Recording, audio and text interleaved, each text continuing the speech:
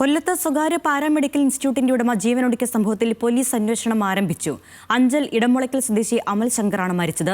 കൊല്ലം നഗരത്തിൽ പ്രവർത്തിക്കുന്ന Indian institute of paramedical science എന്ന സ്ഥാപനത്തിന്റെ ഉടമയാണ് അമൽ ശങ്കർ.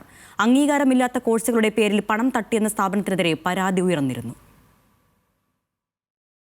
വ്യാജ സർട്ടിഫിക്കറ്റുകൾ നൽകി കബളിപ്പിച്ചെന്ന വിദ്യാർത്ഥികളുടെ പരാതിയിൽ കഴിഞ്ഞ ദിവസം ഇന്ത്യൻ ഇൻസ്റ്റിറ്റ്യൂട്ട് ഓഫ് പാരാമെഡിക്കൽ സ്ഥാപനത്തിനെതിരെ കൊല്ലം ഈസ്റ്റ് പോലീസ് കേസെടുത്തിരുന്നു. ഇതിന് പിന്നാലെയാണ് വാളകത്തെ വീട്ടിൽ അമൽ ശങ്കറിനെ തൂങ്ങി മരിച്ച നിലയിൽ കണ്ടെത്തിയത്.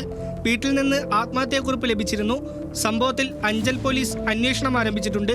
കോളേജ് ജംഗ്ഷനിൽ വർഷങ്ങളായി വിദ്യാഭ്യാസ സ്ഥാപനം നടത്തിവരികയാണ് അമൽ ശങ്കറും ഭാര്യ രേഖാകുമാരിയും. ഭാരത് സേവക് സമാജിന്റെ പരിശീലന കേന്ദ്രമാണിതെന്നാണ് ഇവർ കുട്ടികളോട് പറഞ്ഞിരുന്നത്. ലാബ് ടെക്നീഷ്യൻ, ഡയാലിസിസ് ടെക്നീഷ്യൻ തുടങ്ങിയ കോഴ്സുകളാണ് പ്രധാനമായി സ്ഥാപനത്തിൽ നടത്തിയിരുന്നത്. ഇവിടെ നിന്ന് പഠിച്ചിറങ്ങിയ വിദ്യാർത്ഥികൾ ഇന്റേൺഷിപ്പിനും ജോലിക്കും ശ്രമിക്കുമ്പോഴാണ് കോഴ്സുകൾക്ക് അംഗീകാരമില്ലെന്നറിയുന്നത്. ഞങ്ങൾ ഈ സർട്ടിഫിക്കറ്റും കൊണ്ട് എല്ലാ ഹോസ്പിറ്റലും, ഇവിടെയുള്ള കൊല്ലത്തുള്ള എല്ലാ പ്രൈവറ്റ് ഹോസ്പിറ്റലിലും ഞങ്ങൾ ചെന്ന് അവർ പറഞ്ഞേക്കുന്ന പ്രൈവറ്റ് ഹോസ്പിറ്റലിൽ ചെന്നാൽ ഇതേ കണക്ക് എല്ലായിടത്തും ട്രെയിനിങ്ങിന് കിട്ടും, നിങ്ങൾക്ക് ജോലി കിട്ടുമെന്നാണ് പറഞ്ഞത്.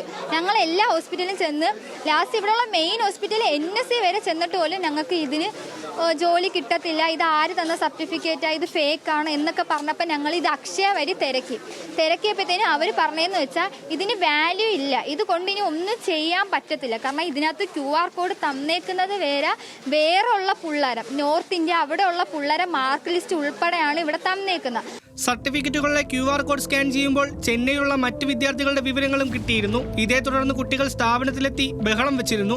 കുട്ടികൾ ഉന്നയിക്കുന്ന പരാതി വിശദമായി പരിശോധിക്കുകയാണ് പോലീസ്. ഒപ്പം അമലിന്റെ ആത്മഹത്യയിൽ കൃത്യമായ അന്വേഷണവും ഉണ്ടാകുമെന്ന് പോലീസ് വ്യക്തമാക്കി. ന്യൂസ് മലയാളം, കൊല്ലം.